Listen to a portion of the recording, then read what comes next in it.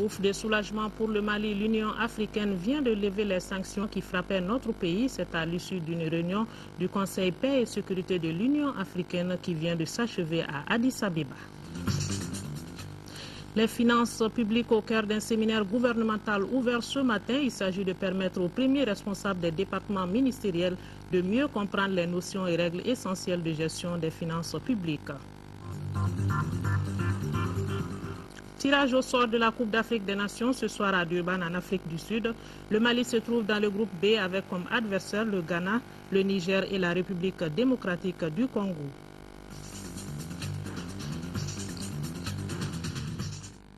Mesdames, Messieurs, bonsoir et bienvenue aux informations. Ça y est, l'Union africaine vient de lever les sanctions qui frappaient le Mali et c'est à l'issue d'une réunion du Conseil paix et sécurité de l'Union africaine qui vient de s'achever à Addis Abeba. Nous écoutons donc le ministre Tchéma Hubert Koulibaly.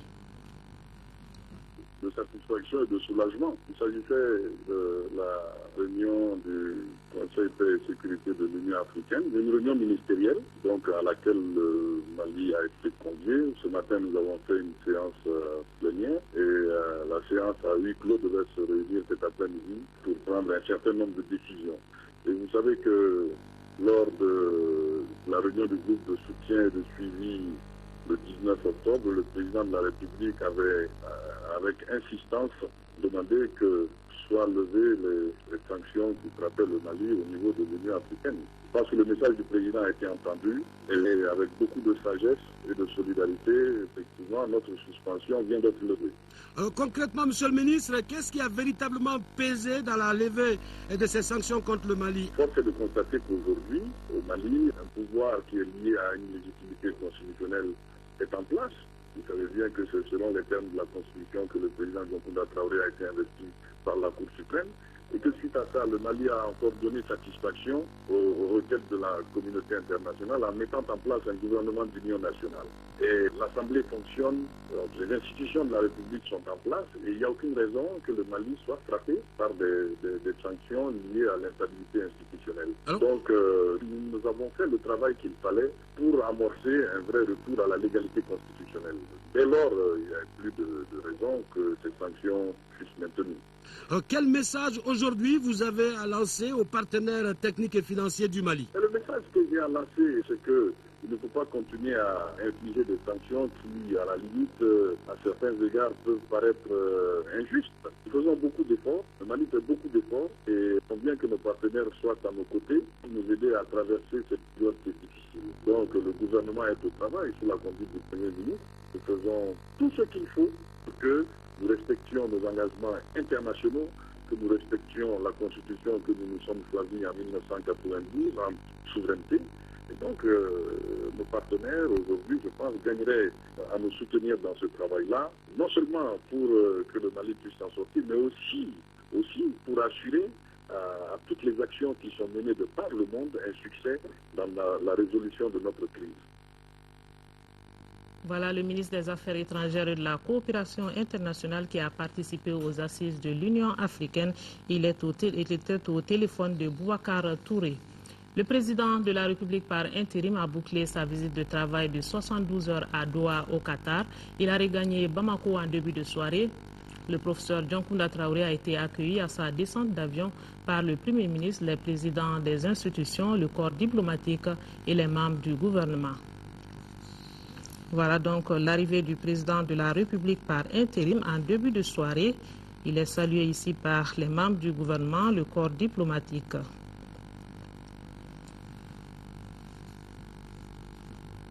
L'arrivée donc du président de la République par intérim en début de soirée, il a bouclé ainsi sa visite de 72 heures à Doha au Qatar et il a regagné Bamako en début de soirée. À Doha, au Qatar, le président de la République par intérim a longuement échangé avec l'émir sur la situation politico-sécuritaire au Mali et selon lui, le voile est levé. Le Qatar, tout en refutant les allégations sur ses soutiens au groupe islamiste, réaffirme son engagement auprès des autorités maliennes pour la reconquête et la reconstruction du nord du Mali. Donc, le professeur Dioncounda Traoré a appelé également tous les pays frères et amis du Mali à s'impliquer davantage dans la résolution de cette crise qui n'est pas seulement malienne. Je vous propose de l'écouter au micro de nos envoyés spéciaux Aruna Diara, Sidiki Dambeli. J'ai eu à faire la genèse de cette crise récurrente. J'ai eu également à expliquer à l'émir tous les efforts qui ont été consentis par l'ensemble du peuple malien dans le cadre du pacte national et des différents accords intervenus ensuite jusqu'en 2006 à travers des projets de développement ambitieux dont le montant s'élève pratiquement à 1100 milliards de francs CFA et bien entendu à travers la décentralisation et la démocratie. J'ai eu également à parler avec lui des différents groupes armées qui opèrent au nord, de leur nature, de leurs objectifs. Ces groupes qui sèment l'insécurité, la désolation dans les régions du nord, qui sont de nature différente et qui ont des objectifs différents. Nous avons des rebelles sécessionnistes et nous avons également des terroristes. Nous avons parlé également des interrogations que le peuple malien se pose à propos d'un éventuel rôle joué par le Qatar auprès de ces groupes armés. Et bien entendu, nous avons parlé aussi des possibilités de collaboration et de coopération entre le Mali et le Qatar. Alors, peut-on dire que vous repartez satisfait après cette visite de travail de 3 jours? Les Maliens peuvent s'attendre à quoi de la part de l'émir du Qatar? Nous repartons très satisfaits de cette visite au Qatar parce que nous avons rencontré des amis et des frères qui sont aussi préoccupés que nous de l'intégrité territoriale du Mali et la préservation de notre démocratie. Nous avons rencontré des frères pour qui l'intégrité territoriale du Mali ne saurait être remise en cause, de même que notre processus de démocratisation et la République. Je pense également que nous repartons satisfaits parce que l'assurance nous a été donnée que le Qatar à aucun moment n'a apporté son aide ni à des sécessionnistes ni à des terroristes.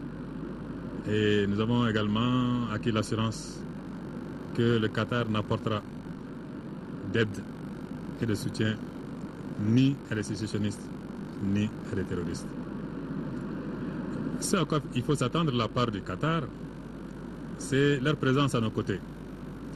Leur présence à nos côtés déjà pour la sortie de crise, pour laquelle ils sont prêts à nous aider dans toute voie que nous pourrions leur suggérer, en accord bien entendu avec la communauté internationale, pour sortir de cette crise. Mais ce qui est également réconfortant, c'est l'engagement de l'émir à contribuer de façon exceptionnelle au développement du Mali après la sortie de crise. Parce que pour l'émir et pour l'ensemble du peuple du Qatar, la seule guerre qui va y être menée, c'est celle du développement, du mieux-être dans la paix et la sécurité. Monsieur le Président, en dehors du Qatar, il y a des interrogations qui pèsent également sur certains pays amis, certains pays voisins, sur leur rôle. Quel message vous avez à l'endroit de ces pays et qu'est-ce que vous allez entreprendre comme démarche à l'endroit de ces pays voisins? À tous les amis du Mali, et il y en a, parce que vous avez constaté comme moi cette unanimité qui s'est forgée autour du Mali dans ces circonstances dramatiques. Ce que je peux dire, c'est que nous demandons à tous nos amis, à tous nos frères de nous aider et de nous accompagner dans la résolution de cette crise. Cette crise qui, aujourd'hui, n'est pas seulement une crise malienne, n'est pas seulement un problème malien, n'est pas seulement un problème du Nord Mali. Aujourd'hui, la crise que nous connaissons dépasse les frontières du Mali, dépasse même les frontières de la sous-région. Voilà, vous aurez d'autres aspects de ce voyage du président de la République par intérim à Doha au Qatar dans les éditions de demain. Le Premier ministre Dr Cheikh Modibo Diarra a reçu cet après-midi le président du CICR, Comité international de la Croix-Rouge. Les échanges ont porté sur la facilité d'accès du CICR au niveau des maisons d'arrêt. Le président du CICR a annoncé la négociation de 20 millions de francs suisses pour le Mali. Peter Morer, à sa sortie d'audience, est au micro de Tchemogo Sagara. C'était une bonne occasion pour moi d'expliquer au Premier ministre l'action humanitaire du CICR au Mali et dans la région dans son ensemble, de le remercier pour le soutien que nous jouissons dans ce pays du gouvernement à déployer nos actions humanitaires. J'ai aussi remercié le Premier ministre pour le travail de détention et d'accès aux prisons que le CICR peut avoir au Mali.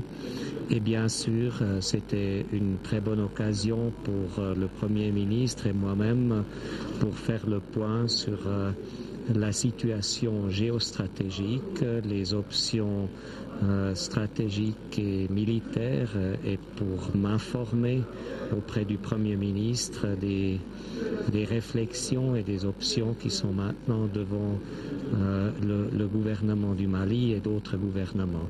Les besoins par les conflits sont croissants.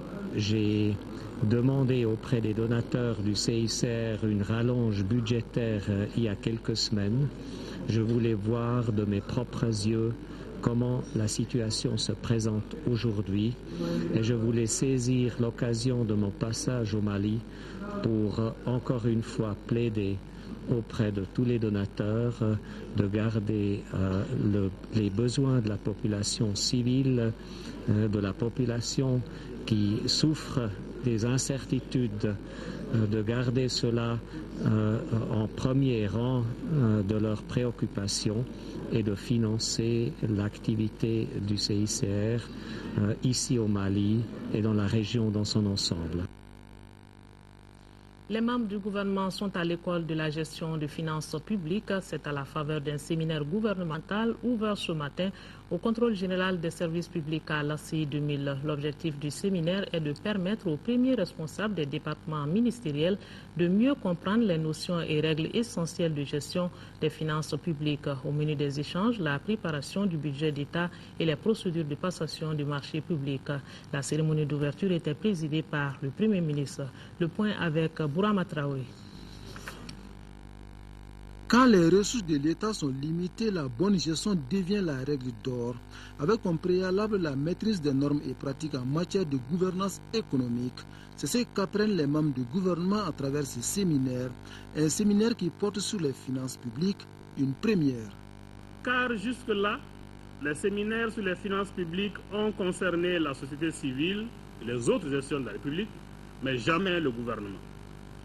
La gestion budgétaire aujourd'hui est marquée par beaucoup d'incompréhension. Incompréhension entre l'ordonnateur principal et les ordonnateurs secondaires, incompréhension entre ordonnateurs secondaires et leurs délégués, incompréhension entre ordonnateurs et comptables.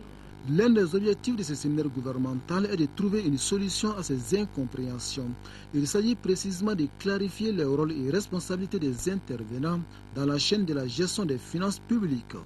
Cette méconnaissance des principales dispositions régissant la gestion des finances publiques est de nature à perturber l'exécution du budget, à créer des arriérés extra-budgétaires en violation de la loi, d'où la nécessité de la tenue du présent séminaire à l'attention des membres du gouvernement pour le renforcement de leur capacité sur les notions et les règles essentielles de la gestion budgétaire. appelle le chef du gouvernement d'ajouter que la règle doit demeurer la recherche constante de l'amélioration de la gestion des finances publiques, ce qui passe nécessairement par le respect des procédures de préparation et d'exécution du budget.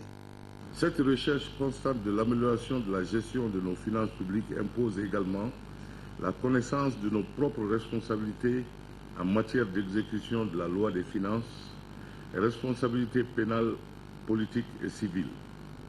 Les étapes d'exécution de la loi des finances avec ses différentes phases, des règles de passation des marchés publics. Au terme de ces séminaires gouvernementaux, le leitmotiv doit être pas de gaspillage des ressources de l'État. Et demande donc à la fin de ce séminaire au ministre des Finances d'appliquer rigoureusement toutes les lois.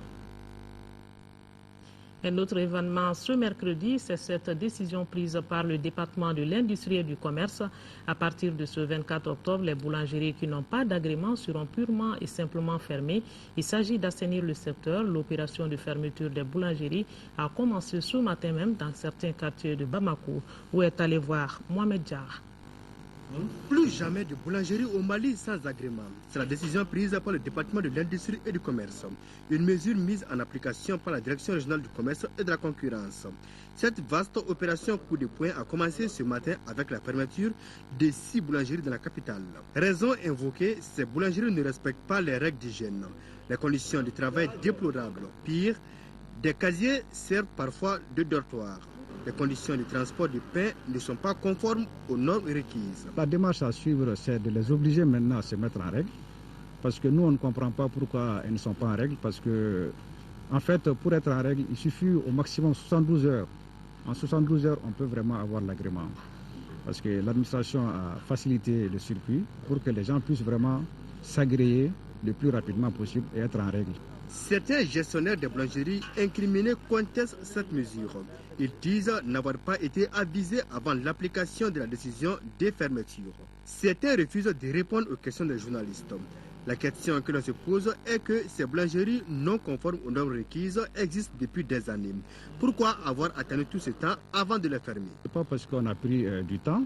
Vous voyez vous-même l'espace du district de Bamako, l'étendue, qui fait que nos services n'étant pas vraiment en mesure de faire tout le travail sur toute une certaine période, c'est pourquoi souvent il y a des boulangeries, en tout cas des structures qui nous échappent par rapport à ce contrôle de tous les jours. Cette opération, les initiateurs comptent l'étendre à toute l'étendue du territoire national. Du 17 au 20 octobre s'est tenu à Genève en Suisse le forum sur la sécurité transfrontalière du secteur mines et pétrole, mais aussi la sécurité globale. Le commentaire avec Abouakar Maïga. Durant 4 jours, leaders gouvernementaux, politiques, hommes d'affaires et représentants de la société civile ont réfléchi à Genève sur les voies et moyens afin de surmonter les défis liés à la sécurité transfrontalière. Les printemps arabes et ses conséquences sur la région du Sahel ont été aussi au cœur des réflexions. Selon plusieurs intervenants, la détérioration du climat sécuritaire dans la région sahélo-saharienne serait due à l'immensité de la zone, au climat rigoureux et à l'insuffisance des ressources des États de la région pour maîtriser la zone. À cela, il faut ajouter aussi les facteurs exogènes. En revanche, les participants ont préconisé d'élever les niveaux d'analyse et d'appropriation du déficit sécuritaire au Sahel, faire émerger un fort consensus régional et international qui se traduirait par un appui constant aux États de la région pour conforter les transitions démocratiques en Afrique. Dr Sy a lancé un cri de cœur en demandant à ses pairs africains de réfléchir aux voies et moyens en vue de mutualiser les capacités des États africains pour assurer la gestion et l'exploitation des ressources minérales. Cela afin de faire face aux grandes firmes internationales dans l'optique de préserver au mieux les intérêts économiques et financiers des pays africains miniers. En Suisse, le ministre des Mines a plaidé pour un véritable changement de paradigme pour l'exploitation minière en Afrique. En marge du forum, Dr Amadou Babassi a rencontré de nombreux investisseurs miniers qu'il a d'ailleurs invités à venir investir au Mali. Et toutes nos excuses pour la qualité des images. Ici à Bamako, les membres de la coalition pour le Mali ont animé ce matin une conférence de presse. C'était pour faire le compte-rendu d'un forum qu'ils ont organisé les 3 et 4 octobre dernier. Environ 500 délégués venus des 3 régions occupées du nord du Mali ont pris part aux travaux. L'objectif de cette coalition reste le soutien à l'endroit du gouvernement et à toutes les institutions de la République pour la libération des régions du nord du Mali. Le compte-rendu avec Mahamadou Doumbia. Faire le compte-rendu du forum organisé par la Coalition pour le Mali les 3 et 4 octobre 2012 à la presse et discuter tous les contours liés aux ambitions de cette coalition. Tels sont les buts de cette conférence de presse.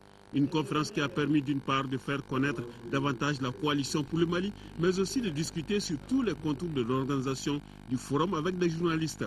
Notre premier objectif, c'est de vous rendre compte de ce qui a eu lieu ces 2 jours durant. Le deuxième objectif, c'est de recueillir les questionnements suscités à cette occasion et qui n'auraient pas trouvé leur réponse au cours des débats. Aujourd'hui, plus que jamais, notre pays, le Mali, a besoin d'être rassemblé au nord comme au sud, à l'est comme à l'ouest, pour lutter tous ensemble contre l'occupation et pour la réunification de la patrie et pour l'organisation d'élections justes et crédibles sur tout le territoire national. En réponse à de nombreuses questions posées par les journalistes, la Coalition pour le Mali se donne comme prérogative d'accompagner les institutions de la République face aux drames que vivent les régions du nord de notre pays. Il nous reste une chance. Quand je dis il nous reste une chance, je parle en tant qu'État, c'est-à-dire l'État malien, il reste une chance. Et que la population, les notables, ils font encore confiance à l'État. Ils font encore confiance à l'État. Alors il ne faudra pas que le temps les fasse perdre cette confiance. Les notables de Gao et quelques sailles de Gao sont restés maliens. Ils le seront même demain, mais il faut que le Mali aille vite vers eux. Dans les 3 régions du nord de notre pays, chaque jour qui passe complique la situation sociopolitique et sécuritaire. Pire, l'enrôlement des enfants par les islamistes reste un danger. Le forum de la Coalition pour le Mali dans son ensemble a été une réussite au regard de la participation de plus de 500 délégués venus des 3 régions occupées de notre pays, toutes tendances confondues. 3 milliards de francs CFA, c'est le coût d'un projet d'électrification qui couvre plusieurs localités. Le projet est financé par la KfW et exécuté par 6 opérateurs du secteur de l'énergie. Une cérémonie de signature entre ces opérateurs et l'Agence malienne de développement de l'électrification rurale s'est déroulée aujourd'hui même. C'était sous la présidence du ministre de l'Énergie et de l'Eau. Alousseni Touré pour le compte-rendu. Ils sont 6 opérateurs privés du secteur de l'énergie à signer un accord de prestation avec l'Agence malienne de développement de l'électrification rurale. D'un coût de plus de 3 milliards de francs CFA, le projet dont il est question est financé par la coopération allemande à travers la KfW. La Madère a depuis 2005 ouvert de vastes chantiers d'électrification rurale couvrant toute l'étendue du territoire national. Pour ce faire, notre agence a bénéficié et continue de bénéficier de l'appui technique et financier de plusieurs partenaires, notamment la Banque mondiale et la KfW dans le cadre du projet énergie domestique et accès aux services de base en milieu rural, PDASB. Les opérateurs ont été exhortés à cultiver l'excellence dans l'exécution de cette tâche. Le taux d'électrification, il faut le rappeler, est passé de moins d'1% à 17%. Grâce à l'intervention de la Madère. Le ministre de la tutelle a mis l'accent sur le besoin élevé de la population malienne en matière d'électrification. Aussi a-t-il apprécié positivement le choix technologique. Au regard de l'ampleur des besoins encore non satisfaits face à l'objectif visé par le document de politique énergétique nationale, à savoir un taux d'accès à l'électricité de 55% à l'horizon 2015, je ne peux que saluer et encourager cette initiative de financement de projets d'électrification rurale. De surcroît, le choix technologique retenu, à savoir le système de centrale hybride photovoltaïque, PV diesel, alimentant de mini-réseaux isolés, est très pertinent car il cadre parfaitement avec la politique de mon département, notamment en ce qui concerne la valorisation des énergies renouvelables, pour la production de l'électricité à moindre coût dans les zones rurales. La bonne exécution de ce projet contribuera à n'en pas douter à relever substantiellement le taux d'électrification de notre pays. L'Union des sociétés coopératives agricoles de Cinzana et de Katiéna dans le secteur de Ségou, désormais bien outillée de nouvelles infrastructures de renforcement des capacités des producteurs, viennent d'être offertes par le PRECAD. C'est le projet de renforcement des capacités pour une agriculture durable. La cérémonie d'inauguration a eu lieu à Cinzana et c'est ce que nous dit Kandesila depuis Ségou. La remise d'une salle de réunion destinée aux membres des boutiques d'intrants des communes de Cinzana et de Katiéna s'inscrit dans le cadre des activités du PRECAD, le projet de renforcement des capacités pour une agriculture durable. Le PRECAD même prend fin le 31 décembre de cette année. Et il serait bon qu'avant de faire d'eau, de laisser un local et pouvant servir de siège pour toutes ces organisations paysannes, pouvoir servir de salle de réunion pour toutes ces organisations paysannes, et pouvant en même temps servir de salle de formation pour ces OP. Outre la salle de réunion, le bâtiment dispose également de locaux destinés aux activités de microfinance pour les femmes et d'une salle pour le gardien. Le coût total de l'infrastructure s'élève à un peu plus de 11 200 000 francs CFA. Autre remise, 2 bascules et des bâches destinées aux producteurs de sésame. Il s'agit à travers ce dispositif de renforcer les acquis du projet qui arrive à terme. Et la mise en place d'une plateforme de concertation entre l'ensemble des intervenants au niveau vraiment des différentes filières que nous avons ici nous renforce davantage que nous sommes sur la bonne voie. Nous allons beaucoup insister, nous investir auprès des bénéficiaires pour qu'en tout cas ce bâtiment-là soit très bien entretenu et qu'en tout cas toutes les réunions et consorts là se fassent à l'intérieur.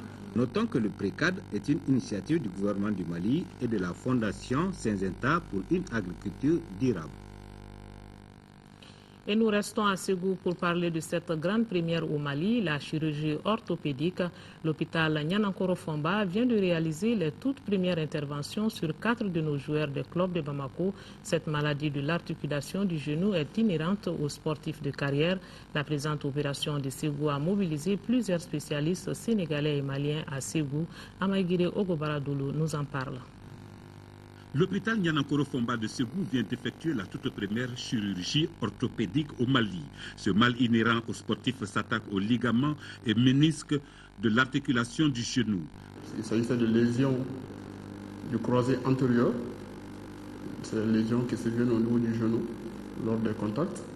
Et le croisé antérieur, c'est des ligaments qui se croisent à l'intérieur du genou, qui interviennent à la stabilité du genou. Donc, qui dit sport de contact, football, ils ont besoin quand même d'une bonne stabilité au niveau du genou pour faire des centres, des passes et consorts. Dans le cas des malades, les 3 malades ou 4 malades qu'on a eu à opérer, il y avait d'autres lésions associées aux lésions du ligament croisé antérieur, il s'agit des lésions méniscales.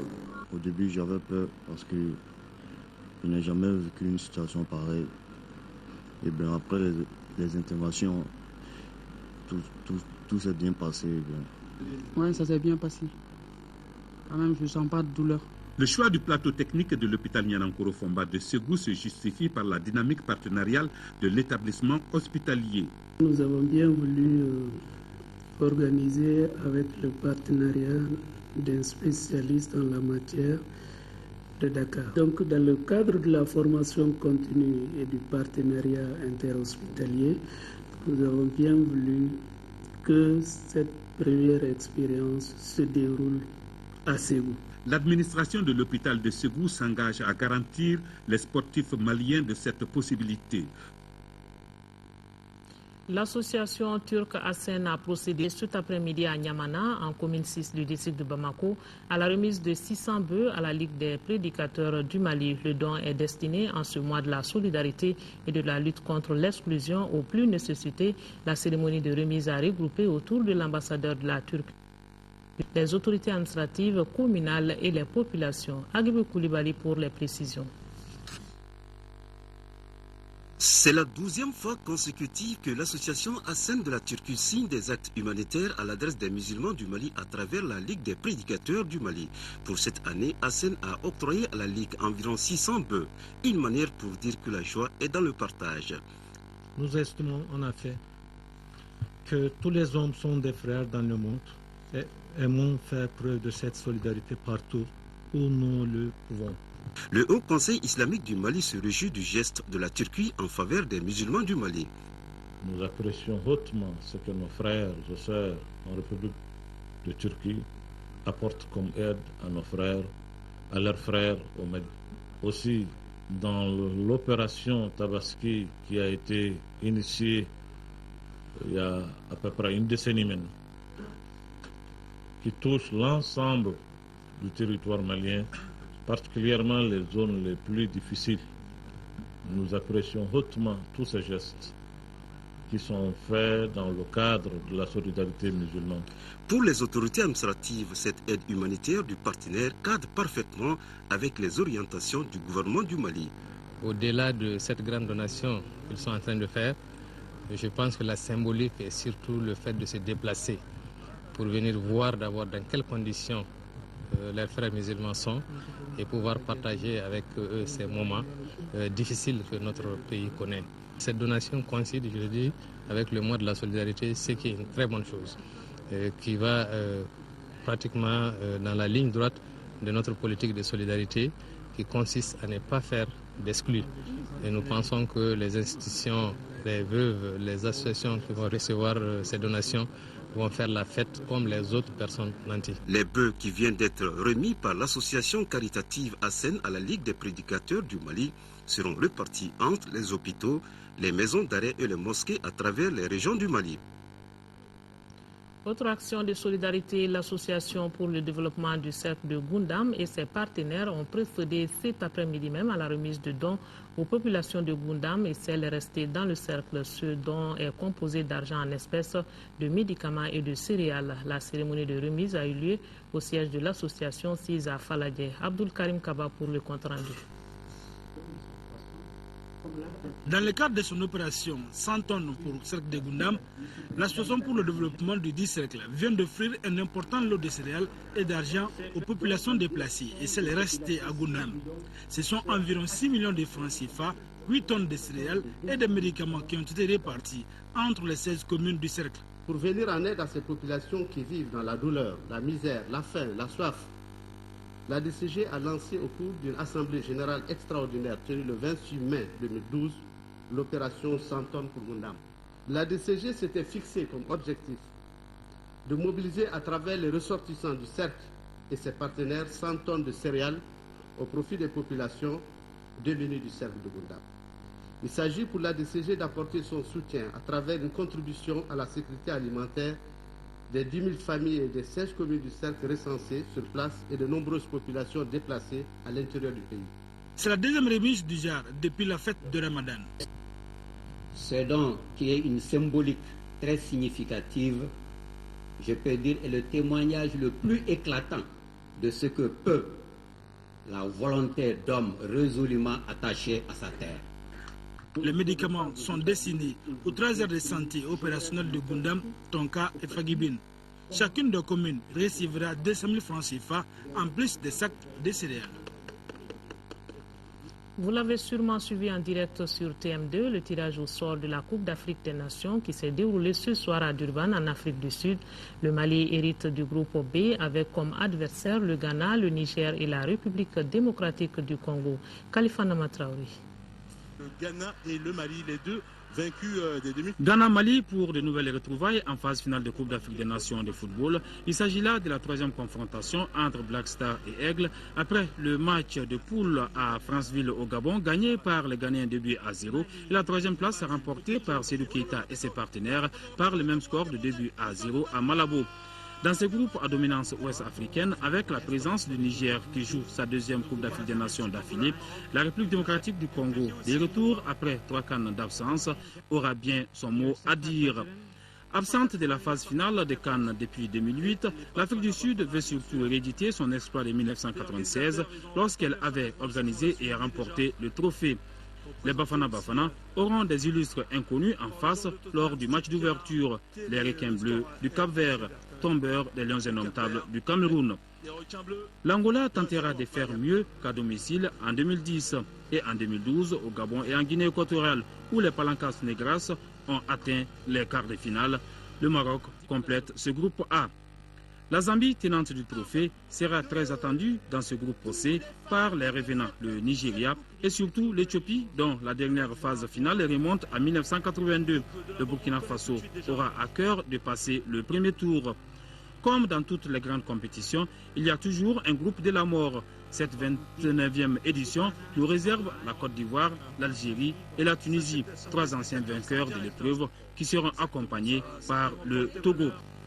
5 stades sont retenus pour cette phase finale de la Coupe d'Afrique des Nations de football. Soccer City de Johannesburg, Nelson Mandela Bay de Port Elizabeth, Free State Stadium de Bloemfontein, Bambela Stadium de Nelspruit et Moses Madiba de Durban. La 29e Coupe d'Afrique des Nations de football se déroulera en Afrique du Sud du 19 janvier au 10 février 2013. Voilà qui met fin à ce journal. Nos pensées vont à nos compatriotes des régions du nord du Mali vivant sous occupation. On ne les oublie pas. Demain, 10h-13h, retrouvez Nyanya Alou Traoré à 18h et 20h à Ouétouré. Merci. Bonne suite de programme sur l'ORTM. Bonsoir.